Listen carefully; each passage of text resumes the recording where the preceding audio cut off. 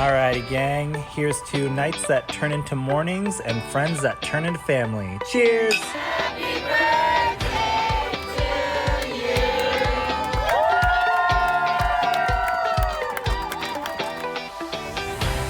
Hello. Welcome to the Friendship IRL podcast. I'm your host, Alex Alexander, and each week we explore what's working and what's not in our friendships, community, and connections. Have you ever wished you could sit down and have a conversation about what is really going on in your friendships? Well, you found your people. Join us as we dive into real-life stories and explore new ways to approach these connections. Together, we're reimagining the rules of friendship.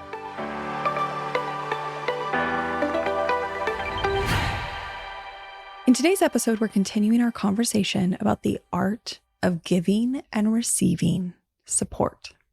Now, I've been talking about this for a couple of episodes. In episode 112, I talked about what I think of when I give support.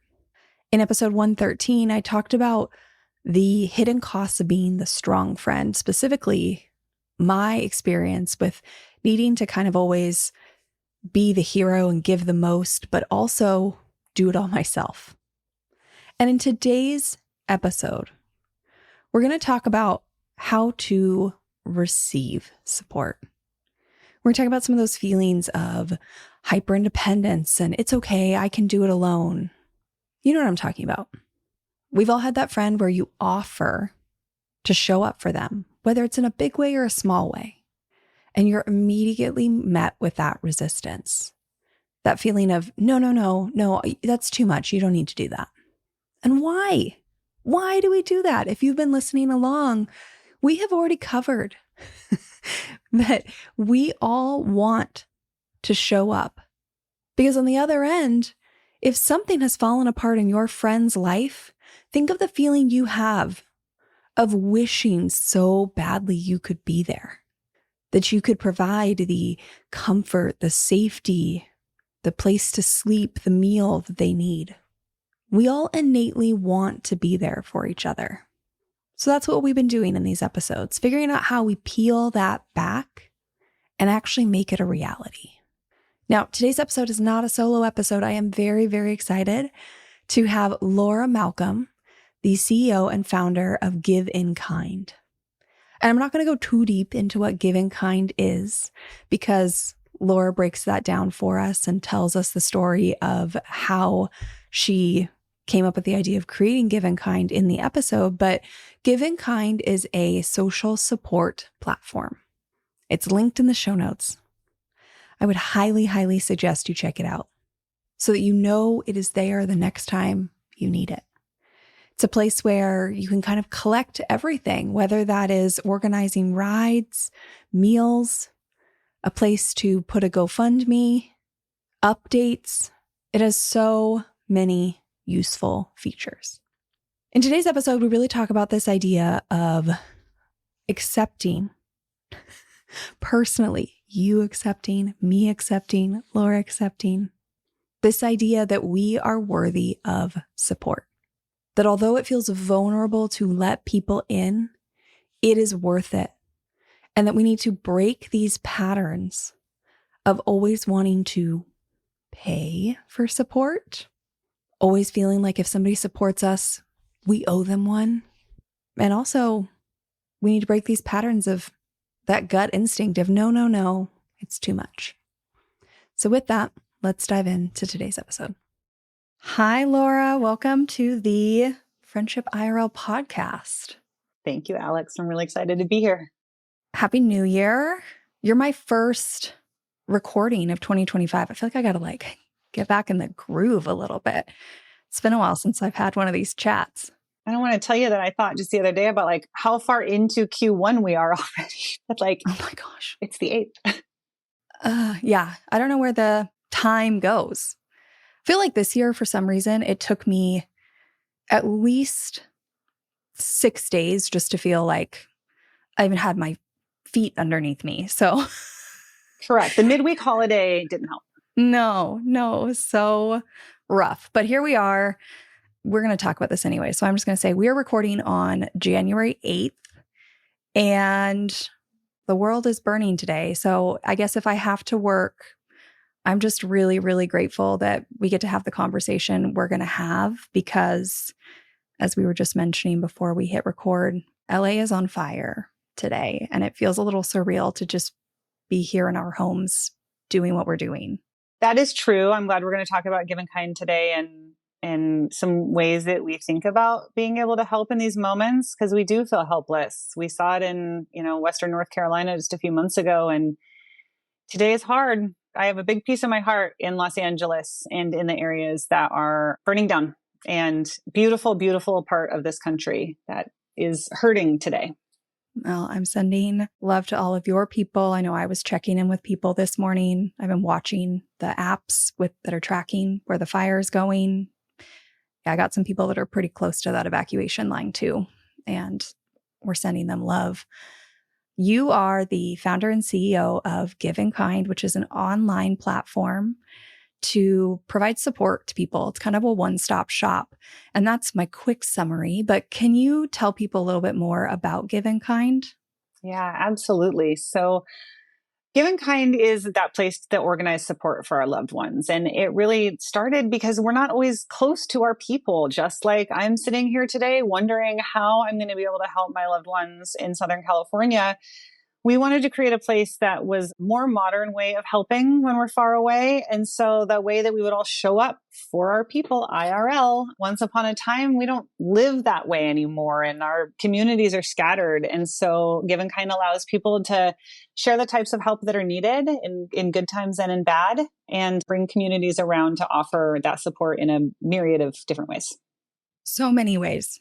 So many ways. And I hopped back on the website this morning to write these down because I really want to drive this home with people. Like if you haven't heard of Give InKind, go check it out. It's obviously in the show notes, giveinkind.com. But the reason I love your platform so much is because I really do feel like it's a one-stop shop, right? People can set it up. There's a section for updates. There's a section for kind of the backstory if this is going to our wider community who may not have all the details. It has a care calendar where you can set up not only meals. I think meals are one of the first things people think of, but you could set up anything on there. You could set up driving, watching somebody's pet for a few days, stopping by for visits, like time slots for that, driving somebody to a doctor's appointment, childcare. I mean, anything you can think of. There's a space for a wish list, not only for like tangible products, but also for gift cards. Mm-hmm. And you were telling me there's some really exciting updates where people can gift you gift cards, but actually on the back end, you can shuffle those funds around for your most immediate needs, which is very, very good. Like we never know. You might think you need DoorDash and in the end you need grocery store gift cards. Correct. They change. You don't know how much support you're going to get, one kind or another. Definitely, dig into that. You can link your GoFundMe. You can, something about curated gift boxes. I didn't dive too deep into that, but they're handpicked and curated.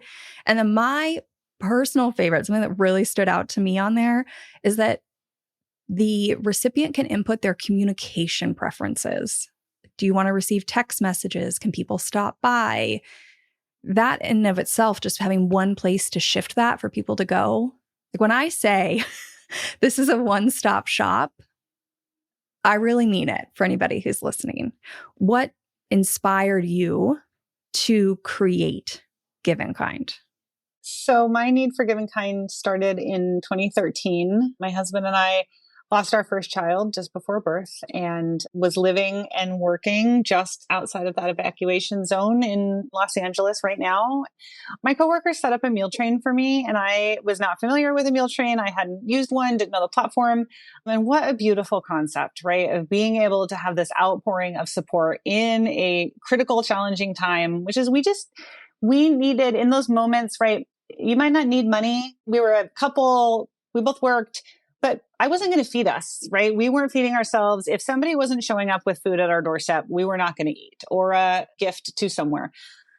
The challenge was that our friends and family were scattered all across the country. And so it actually created all of this work, not just for them, but for the people closest to us, because they were then fielding, right? You've heard about these like circles of support, right? And you have your insular family, and then you have the connected ones, and like the friends who are like family who are helping answer questions for people. And they were all grieving, and they were getting these texts of like, what restaurant do they want? What do they need? And I remember my aunt saying that she had called a Whole Foods in Venice Beach multiple times being like, I just want to deliver some cookies. Like, how can I do that? And at that point, we had Instacart, we had Uber Eats, but the whole country didn't, and they weren't really familiar with it. And so I took my background in product management for technology and designed a more modern way that we could show up for our loved ones in those moments. We only needed a little bit of that. We needed the care calendar, as we call it, and meals, but we didn't need a lot of wraparound support. But we spent a lot of time with families who were going through a pediatric cancer journey to understand the complexities of support they needed. So we could sort of get to the, a user using all of the features. What would those needs look like? And it did include things like slots for walking the dog and driving the kids to school and organizing a play date and being able to share the items that they needed and share those updates with people so that they're not having to ask, right? They go in one place and they all get emailed out. The thing that then caught me by surprise is these moms said, we need an easy way to send thank you notes to everyone who has helped us. And I thought, that's what you're thinking about? You are worried about sending a thank you note? And they were. And so we put in automated thank you notes. So every time you get a gift, you can click send a thank you. It populates some copy, and then it goes off to the person who helped you. And so just those things, we really want to make it from everyone, from the person who sets up the page, whether it's for themselves or someone they love, all the way through to that person who gave a gift getting thanked whenever that might be, is supposed to be a complete experience there. Maybe you've heard of the circles of support. And if you haven't, it might be worth taking a second here, pausing the podcast, and taking a look at the diagram that's linked in the show notes. Because sometimes it's nice to have a diagram, have something that feels a little more concrete for such an abstract concept. Now, the circles of support was a concept created by Judith Snow and Marcia Forrest in Canada in the 1980s. These two women were friends who met at York University, and at the time, Snow was the director of the Center for Handicapped Students at York University. The thing is that Snow had a disability that prevented her from performing many personal tasks without assistance. And as they worked together as friends to find more support, they developed this concept. Now, if you look at the diagram, there is a small circle in the center with more and more layers of circles around it. Each circle a little bit bigger. At the center will be the person in crisis. And then you might have your closest friends and family.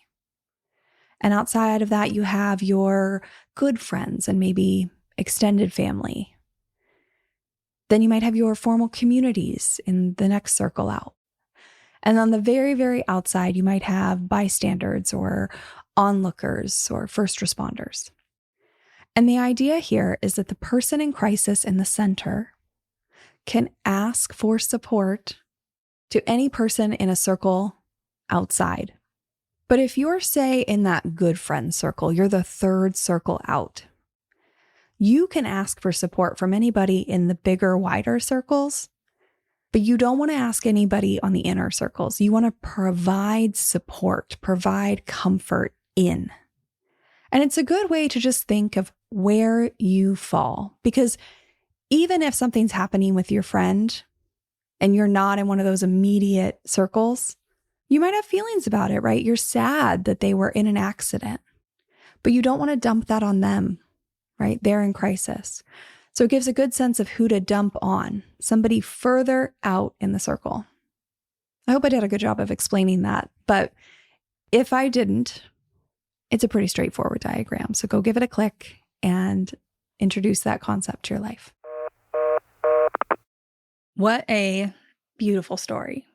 Thank you. So many amazing innovations obviously are built out of somebody needing something in a really hard moment. And that is truly where Give InKind comes from. So I guess thank you for turning your story into this platform. And as you were talking, I was just thinking, I've shared a little bit about this on the podcast before, but I have some friends who had a little kiddo in the NICU for 9 months. And when I think about, I was one of those inner circle people that everyone was messaging, right? And there's only so much I wanted to bother them, like the parents, with what they needed. You know, you can only ask so many times. So there were a few of us that really spent some time like thinking through all of that. And one of the things was when you're in the NICU for that long, especially, we were like, they probably are in there looking out the window. And there's like this whole world happening, but their entire world is in that floor, that room of the hospital for months and months and months. And so one of the things we came up with was actually kind of like a letter writing campaign of everybody signed up for, there were so many slots a week of just sending a card, sending a note. You were welcome to send little things here or there, but just to keep them in a place where like they didn't feel like everybody had forgotten about them, where we all remembered them. And I did not use Give InKind for that. And it was actually really hard to organize. And that would be so easy to set up on Give InKind. People do. Mm-hmm. They also set up prayer chains, you know, that similar, just the flexibility of that. But people just want to know, I think we're going to talk about it too, right? It doesn't matter how you're showing up or what you're doing. It doesn't matter in the end whether that gift card was for $5 or $5,000, right? What we're talking about in that moment is feeling seen and cared for and supported, and like that fabric around us is there. And whether that's letters, you know, coming into the NICU and you know that people are committing to that also, right? Mm-hmm. It's not just like a vaguety, like everybody sends your letters and then you don't really know how it turned out. We love seeing those types of uses on Give InKind and people getting creative with, because we have that flexibility on the calendar. So if you do want to say, we have people who do phone call signups for grandma, you know, so that the grandkids come in and say, I'm going to call grandma on this day and you're going to call grandma on this day. And we have Give InKind pages that have been going for 4 years just for helping care for seniors. For anybody, nobody can see my video maybe right now, but like my eyes are bulging out of my head because there are just so many opportunities. There's so many opportunities. And this is something I wanted to highlight, is that there are so many reasons to use a platform like Give InKind. So many. And I think our brains often go to the hardships. They go to, I wrote some of these down, right? A new health diagnosis, a NICU stay, grief and loss, ongoing support for someone with a chronic illness, a mental health break situation. Maybe it's extended, maybe it's temporary, addiction recovery, loss of home, sending love to all of our friends in LA who are experiencing that. Divorce, pregnancy loss, pregnancy bed rest. But there are so many reasons to use Give InKind that are positive, right? Like, yeah, you're talking about just making sure everyone's calling grandma. We see them for Teacher Appreciation Week a lot. The sign up, right? Because you can do it for a week of complex signups. But where it differs from just getting signups, right, is that it can be hard being asked to sign up for something when you don't have time, capacity, your schedule doesn't allow for it, right? And so the beautiful thing about Give InKind is that because it's that one-stop shop, we always encourage people to offer other ways to help that aren't just the sign up. So if you can't sign up to bring a treat in for a teacher on Tuesday, you can send a gift card through the platform and then somebody else can take care of it. You can make a donation through the platform, right? And that's all through the third parties and Venmo and Cash App. You mentioned GoFundMe. There's a couple different ways to collect money and people get reminders and things like that. But you're right. Things like that, things like teacher appreciation, potlucks. You know, new babies are a celebration. They are a challenging moment, but they're definitely a celebration. Graduation parties, and people use them for anywhere where you are looking for people to contribute either an item or a donation gift card of some kind. We're good for that. I mean, I listed divorce in the hardship category, but I think my friends over at Fresh Starts would say that, right, that's a new beginning. So you can look at it as maybe it is a hardship in the temporary, but then like ongoing, that first year when you are maybe rebuilding your life and it feels fresh and new and positive and like a breath of air, that fits in the celebration category. I think so many of these, it's just the way we think about it. They're usually moments in our life, right? It's a moment. You're moving. It's a moment. You're graduating. It's a moment, but it's a moment where these people come around and say, we want to do something. How would we do that? We have an organization in Dallas that does an awards banquet. They're a professional organization, and every year they have people donate the gift cards that they will be giving out at the awards banquet. And they have done that year over year because it has worked so well for them. So I see a lot of hard stuff in moments, and we know that we're walking with people in really challenging moments. And also what a rewarding thing to get to do. I get that. I'm sure. Something that I just want to call out here because it keeps flashing in my head and I can't let them go sometimes is that one thing I hear, I mean, in every conversation, but we've heard on the podcast a million times, is that in moments, those moments, right? It's a moment. It is the loss of the house because that one's standing out today. It is the loss of a loved one. It is the month of bed rest, whatever it is, the bringing the new baby home, that a lot of people want to show up in that immediate moment. And then a couple weeks later, everything tapers off. And that is just standing out to me as somewhere where Give InKind can really help, right? Is setting up long-term the check-ins. Like everybody signs up for a week for 6 months that is on that list. Or, you know, when you don't really know how to help now that they are back home, here are 2 ways every week, sign up. Like it really is a place where, because it's not just the immediate need maybe of a meal, that as needs change, you can just adjust on the fly and people can keep checking in there for how they can show up.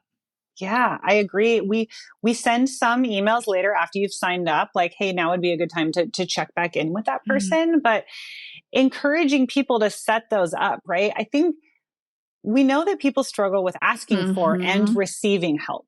Yep. And then I feel like there's this dynamic where sometimes we have to really encourage people to be accepting of it. But then it's going to be like, oh no, well, my crisis is done, so I don't need any more support. When we know that it's going to be hard, right? We know that somebody needs to check in with them and take them out to dinner. Yeah, like the crisis is done. But that doesn't mean it's not still hard. You don't have to be in an emergency state to receive care and help. Yeah. To anybody else who's listening, like it might still be hard. You are deserving still of care and help, even though you're not in the immediate crisis. I love when you talk about and go back to, asking people for sort of specific ways to help.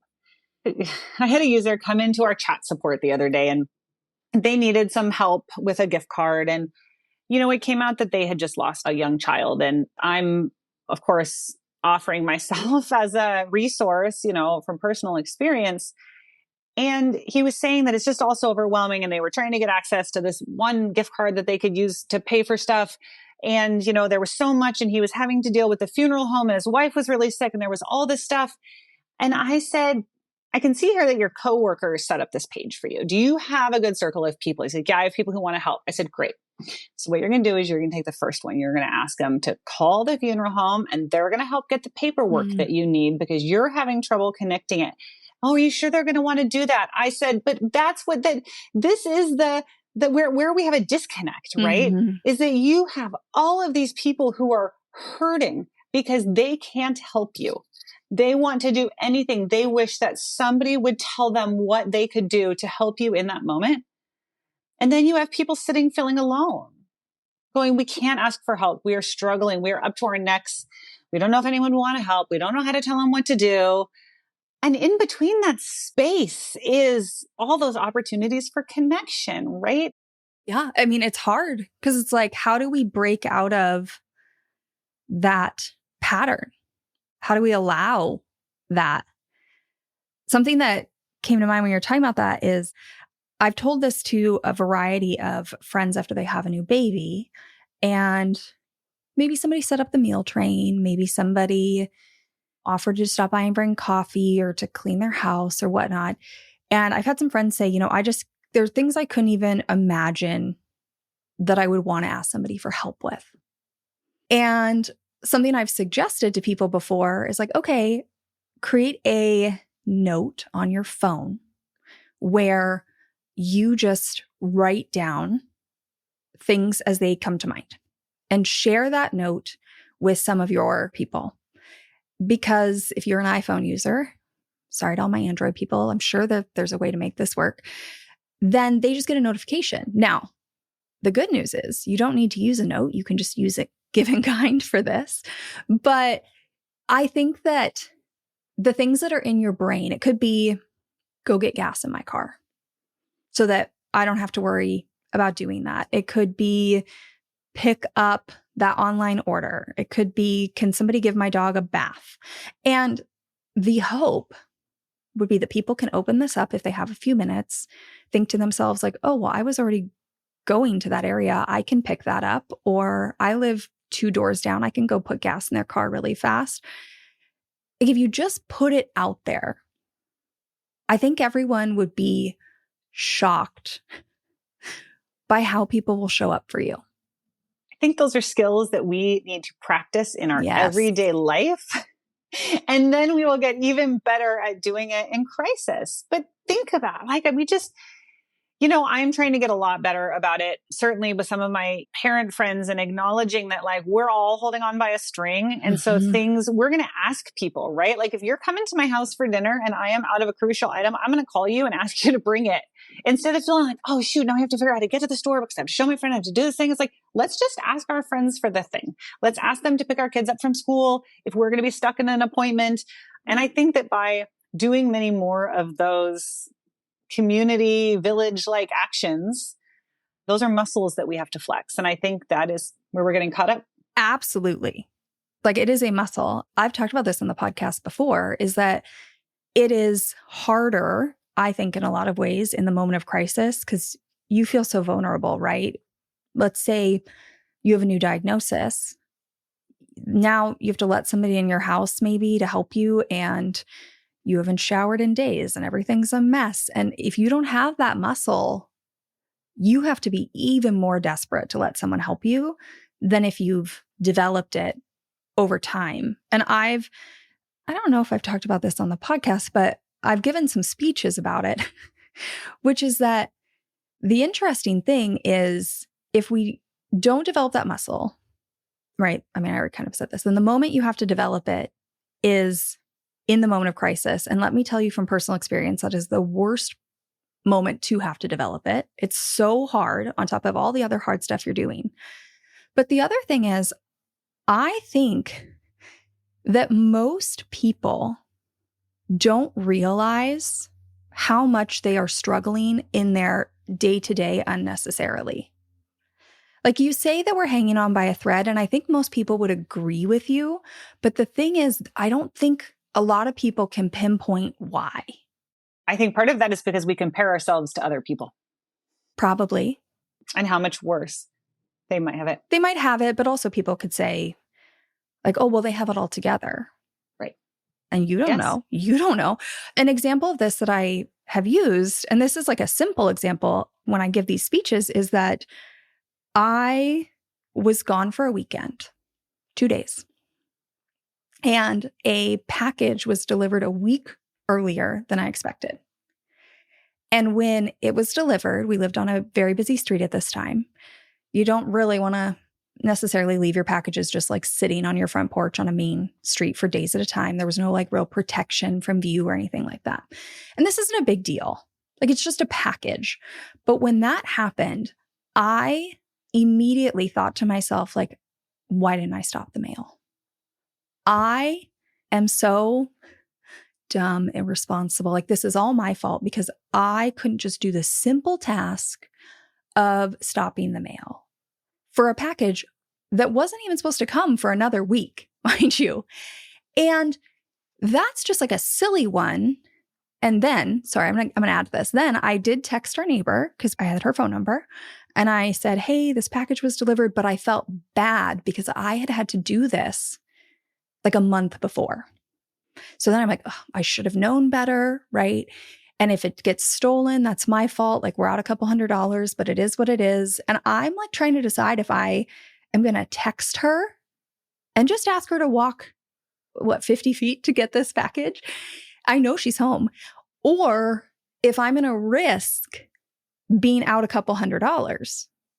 And this whole thing is so silly and it's just a package. But then it's like, okay, imagine that you have a kid in kindergarten and you got stuck in traffic and nobody's at home and you know this kid's going to get off the bus and they have nowhere to go. That's a much bigger situation. And that's so much weight we're all carrying. Yeah. That's a million little tasks a day. Yeah. And then think about, have you ever minded? Like if your neighbor texted you and asked you to go pick up a package and then the next week was like, oh, shoot, I did it again. You'd be like, okay, I'll help. Like the amount of thought that I have ever put into asking somebody for something versus the amount of thought that I have ever put into doing the thing that somebody asked me to do is so wildly unbalanced. And then, right, she feels good. I love it when somebody asks me to do something. I have a hero complex. Maybe that's why I have given kind. But like, man, if I have an opportunity to save the day, especially when it's so small, oh, you need me to drive over and do this thing and pick up your kid and then bring them home. And I am your lifesaver. Like, it's so easy. And again, see, they asked me to do something and I feel amazing because I got to do the thing they asked me to do. And it was easy. And they trusted me enough to ask me, right? Because we all know that in today, that is a hurdle. We've felt that hurdle. I just talked about that hurdle. So then I do feel nice too of like, oh, well, I'm grateful. I'm close enough with my neighbor that they would ask me to do that. And we aren't even that close. Yeah. But what if, Alex, somebody had said, Alex, there's a point to this. It relates back to the LA fires. Yep. Alex shouldn't have asked her neighbor because she has enough money. She could have gotten TaskRabbit to do it. And I hate this. I hate it so much. And I had somebody challenge me once and they said, I think your platform is stupid because there is nothing that money can't solve, right? Just use GoFundMe. I'm seeing some of that, these questions, right? Because the areas that are burning in Los Angeles are incredibly affluent areas. On average, right? So there are so many things, right? We are bunching a bunch of people together and saying, you live in an affluent area, therefore you are less deserving of support in some way. Or there are children, right? Whose stuffies have just, it doesn't even matter, I don't have to qualify it. The amount of money that you have does not change those feelings in a crisis and the need to be supported. I mean, there's so many layers here. Like number one, exactly what you're saying. Like if we can't, no matter how affluent somebody is, if anything, I would think we want them to believe in the small favors economy even more in mutual aid and community care, because if they aren't left on the outskirts, then in a moment where they can give back, right, where they are able to pour in, to nourish, to show up, I would hope that because they weren't left out in the cold, they would pour in at the level they are able. And that could be monetarily, that could be with connections, right? Having people to call who can show up in a moment's notice.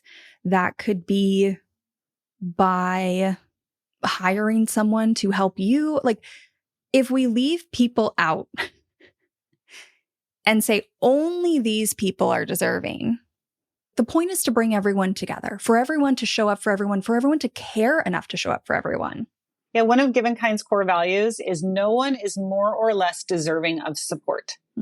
And that is speaking to those people. It's speaking to the us who think I can't possibly ask for a meal train because I can afford groceries. And you're like, that's not what we're talking about.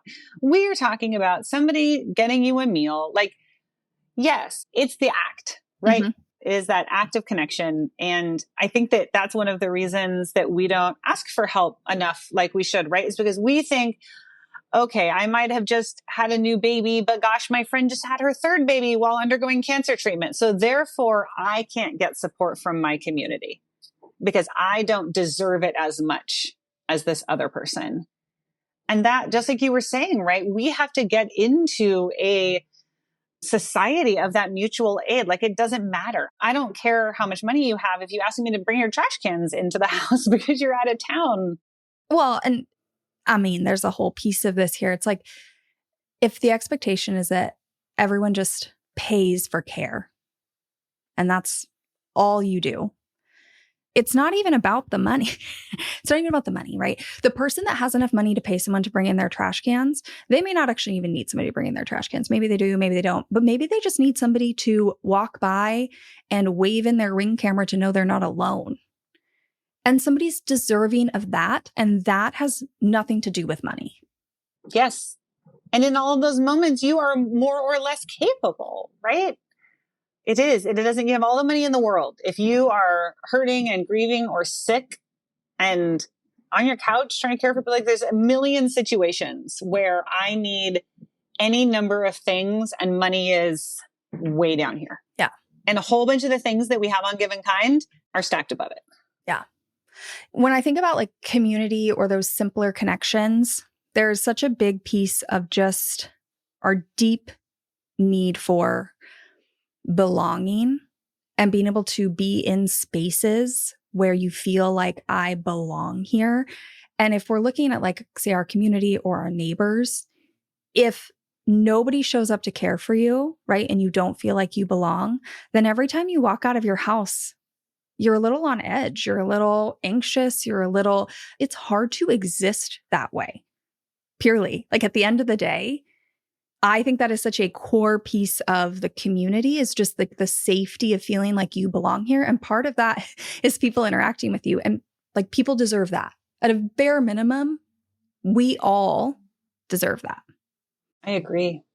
One of my dearest friends now became a friend because I got a text one morning. Our kids were on the same soccer team and it was like, hey, we're stuck. And can you, drive our family and go here from here to there? And I was like, I kind of barely know this woman. And look at her just asking me to drive 30 minutes out of my way. Of course I did it. Of course I was like honored to be on this text of people that she thought would be willing to shuffle their morning around and help them out. And she has totally become one of my people because she was willing to do that. And so we saw a lot of that.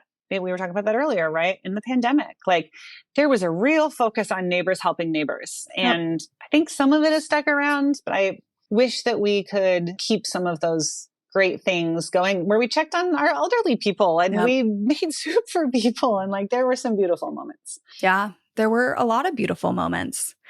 And I agree that some of it's stuck around. I do also, as we're saying, like, I think some of it's kind of eroded. And I think some of it's, I don't know if you have this moment ever, but sometimes I'm like in an interaction and it feels a little weird. This happened the other day. I have an example. So I currently live in a building. Like, I moved out of a single family home in a neighborhood. I live in a building where there are a few units. And I was in the elevator with someone that, like, I guess there's 5 units, including my own. Like, everybody knows everyone here. If I don't know who you are, you don't live here, kind of thing. So I know the person I'm in the elevator with. I was at a little market down the street. We saw each other. I was able to purchase what I wanted. She was not. We were both in the elevator. And I was like, oh, they didn't have what you needed. And she was like, oh, they never do. And I was like, oh, well, what did I say? Like, I hope you can find what you need for dinner, or maybe come up with something like different kind of thing. And then she goes, oh, no, it's actually just because I'm baking something. And as this happens, the door to the elevator opens. I kind of walk out. I'm feeling really weird about this interaction. And then I just had this moment where I was like, she was gone at this point. But in my head, I was just like, what are you baking that you wouldn't think I have it? Yeah. What kind of specialty item is this that you couldn't just be like, yeah, I really needed sugar. I have so much sugar for you. And because you couldn't even say that out loud. Maybe it was eggs and people just feel like they can't ask for eggs right now. Maybe. I know. maybe. Anything but my eggs. But I do think Yes. during that bubble time period of 2020, somebody probably would have asked because Absolutely. maybe they couldn't get that item. There was a shortage. They didn't feel safe going to the store, whatever it was. And now we've kind of gone back to this thing. And I just leave these interactions sometimes and I'm like, why couldn't you just mention you needed eggs? Because I have a whole dozen down here. I'll happily give you 2. Because we are, a self-reliant, independent. Seattle's got a little extra layer of frost on it. But yeah, because we think that we are going to put that person out. And I think that, that's something I really talk about on this podcast. I'm shifting some of my brand messaging about this. It's like, I think everyone thinks that these shifts to more mutual aid, more community care, that stuff, like these are big. You have to blow up your life and move to a commune. And like you don't. These shifts are so small and ingrained in our day to day. They are simply saying, oh, I went there to get eggs and it turns out they didn't have any. Maybe you ask directly. Maybe you just offer up the opportunity for me to say like, oh, I've got eggs. Let me come grab you some. Building the muscle. Like that is how small building the muscle is to build up to something bigger. That is what is going to change this. I agree. Maybe we're not fine, Like we're okay, but we're actually really trying to figure out this childcare dilemma. Yeah. And so like, I'm fine. Then this is another question. And you're a parent, which I think is important to mention here because I'm going to ask you something I asked a friend of mine recently. And she was like, oh, it's because it involves kids. So how often do you hear somebody say they need something and you're like, oh, well, I can do that for you. And then they fight. They like turn you down. They're like, no, you couldn't possibly do that. You don't want to do that. So when I was talking to this friend, my example was that a different friend of mine had a loss in the family, needed to hop on a plane very quickly in order to make it to a funeral. And she really wanted to go to the celebration of life for this family member. And I said, oh, well, I can come down and stay the night with the girls. Like these are kiddos I spend time with all the time, more than happy to do it. And it was like, no, you wouldn't possibly want to do that. And this other friend was like, oh, it's because it has to do with kids. But I think that happens all the time. Like the amount of time I have to fight with people to let me just do something simple. Yes. It's like bringing something, like, oh, you can only bring a dessert or a bottle of wine to a dinner party. Well, how about if you let me just like bring one of the dishes and help or do the dishes afterwards? Can you? That's a big one. No, I think that we, because again, she felt like now she is asking by saying yes, she is asking for a huge thing. Or maybe you were offering it, but didn't really want to. Right. And she is trying to make that decision for you. And you're right. I think we got to say to our friends, like, so I would like to come and stay with the girls if that's okay with you. Like maybe we work a little bit on our muscles around telling nicely because people, it's so easy and reflective to say, no, that's okay. No, I don't need anything. No, everyone is sick, but we'll be okay.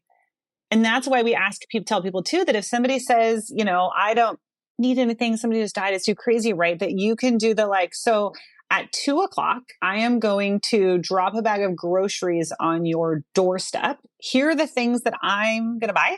And if you have something different that you would like me to get at the store, please add. Or I'm going to be here at this time to do something. I will sit outside your house for 30 minutes. And if you want to send a kid outside to me, great. But I think that, we are going to have to work together on a little bit of this, showing people that we are ready to show up for them without them having to ask. Yep. And that's, I think, also part of the building of the muscle. Like part of it is building the muscle of asking and allowing. And part of it is, I think, building the muscle of offering.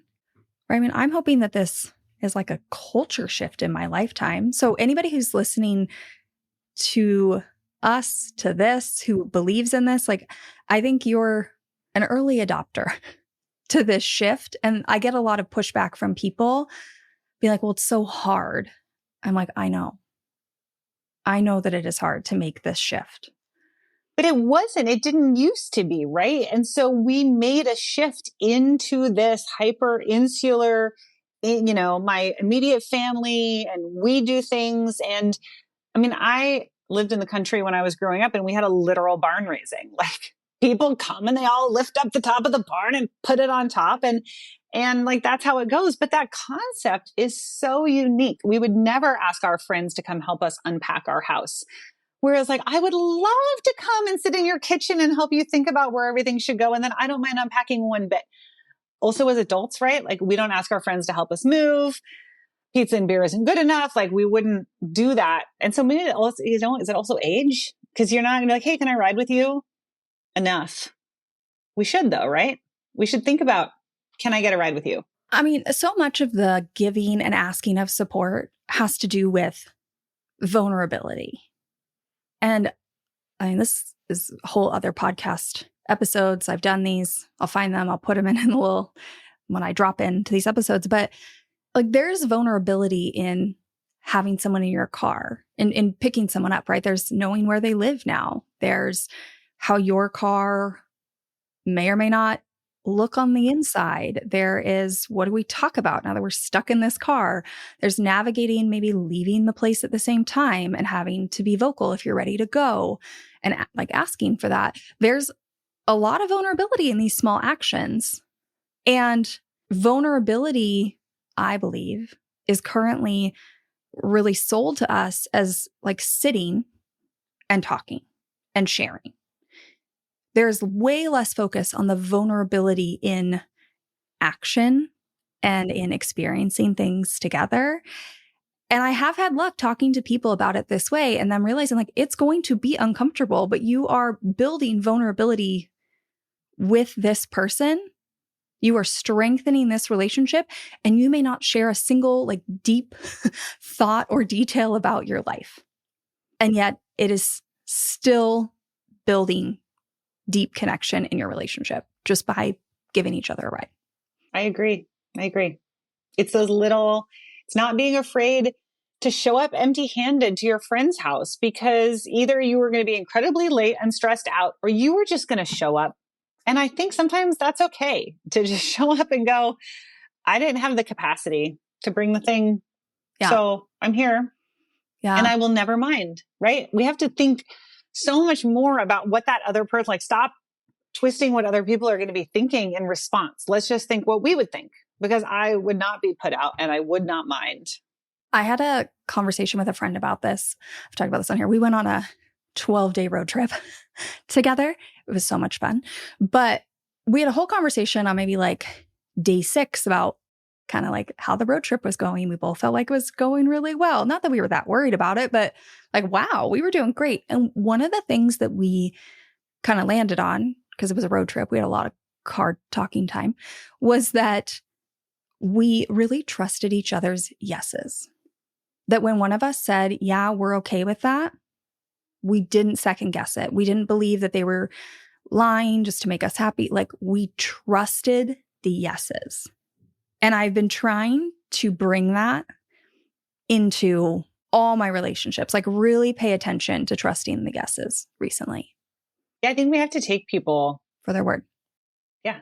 And assume like we can talk ourselves out of so much, right? Look at that. You were like, hey, this should be simple. You got to go do this thing. I've got the girls. You don't have to worry about it again. But instead we twist ourselves into these like, oh, but it's going to be hard for her because of this. And I'm going to think about, oh, she probably had plans this weekend. She's going to cancel them. When you're like, I literally had nothing to do. And I love your children. And exactly. I would love to spend time with them. Yes. Now, I do want to caveat because I know this friend listens to the podcast and she'll know this. I just want to put out there for everybody that she actually came back to me a couple days later and was like, actually, could you maybe help with the girls if I decide to do this? She had come back. Now, I do think that a lot of that, though, is just because I really have insisted over the years of our friendship. That's not like a first time offer of something like that. And that sometimes it does take time, right, for that vulnerability, for like the repeated offers, for somebody to really trust you on it. And I know that's frustrating, but that's just like part of that culture shift for people. As I listen back to this episode, there are so many patterns for us to be watching for, ones that I'm still watching for. But I want to give you one more because we've kind of mentioned this idea of a small favors economy, which I'm not going to go too deep into right here. But as I was thinking about that, as we've mentioned that, one more thing popped in my mind. A pattern to watch for is when a friend offered to give you some help. Like, for example, they offered to watch your dog for the weekend, right? They offered, they were excited, or maybe you asked and they were excited.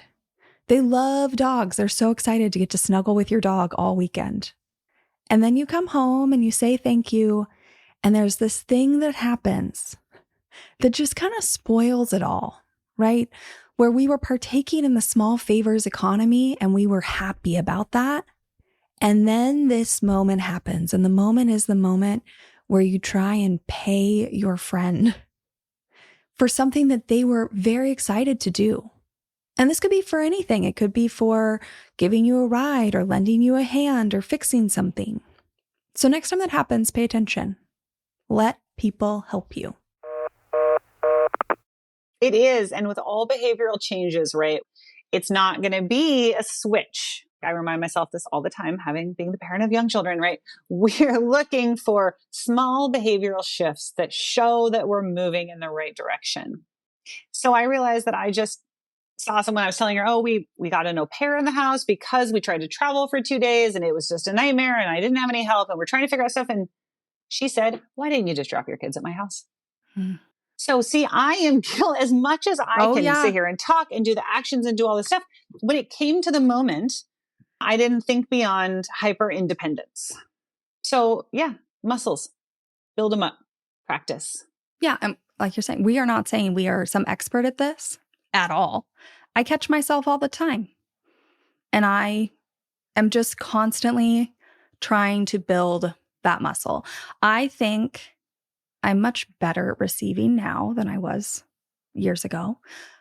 I am very good at giving. I've scaled that back because I think I almost gave too much, right? It's a constant learning process, and it's going to change in different seasons of life too. Something I have seen a lot of luck with for anybody who is listening and wants to show up for their people more, like wishes they could be let in, and I'm just going to throw this out there for anybody who wants to try it, is spending some time reflecting on the ways I show up best and then just repeatedly offering those, like ad nauseum, like almost feels too much. Not trying to force people to accept them, but really trying to make people aware, like, these are things I like doing. Kind of like you were saying, the moving, right? Sounds like maybe you would like organizing. You'd love unpacking the boxes, especially in the stress that you probably don't have to sleep in that house that night. You can just organize for a little bit and then go home and like your house is already organized. And I think that when people associate us with a way we like to show up, they are more likely to ask. And so that can just be a really proactive way. Like, just start throwing out a couple ways that you actually enjoy showing up, and hopefully people will think of you in those moments. I mean, that is a fantastic point. I can tell you right now which friend I would call if I were, planning a party and I needed her to come and organize this stuff. Like, because yes, people have shared those and they're in their skill sets. And I think that ties into the love languages, right? Like, gifting is not mine. One of the reasons that we have Give InKind is because I believe that I need to be told the way to help.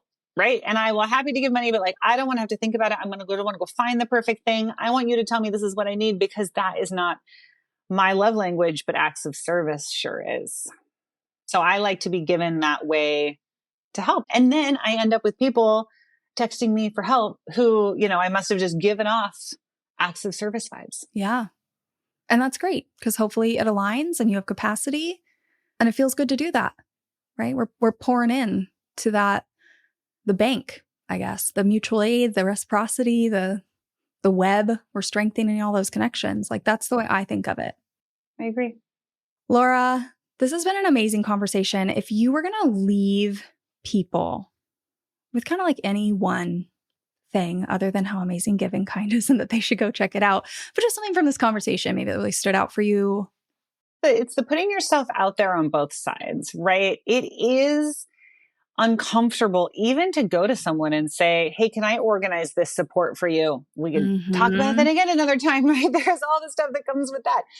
But I think that as you said, as we practice the giving and receiving of help, as we practice saying, I'll be the one to do this and I'm going to send the emails, we will all be better for it. And, what I'm going to do now is go try and figure out how I can help this, because we all feel compelled. Everybody around the US and maybe the world is looking today at Los Angeles being like, ooh, that's really hard. And what should I be doing to help?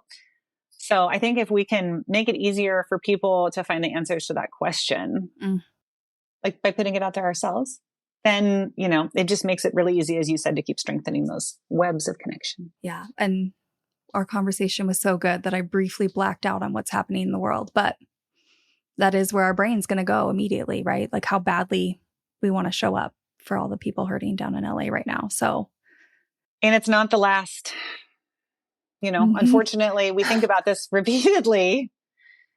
And so it won't be the only time this year that we're thinking about how to help people in a massive catastrophe. No, I mean, maybe not even this month, right?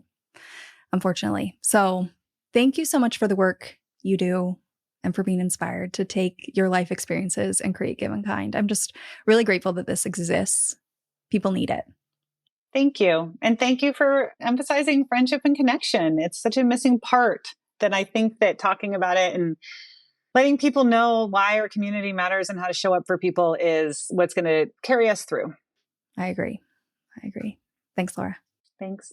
And there we have it, friends. If you haven't already, go back and listen to episode 112 and 113, because this has been a whole series on giving and receiving support.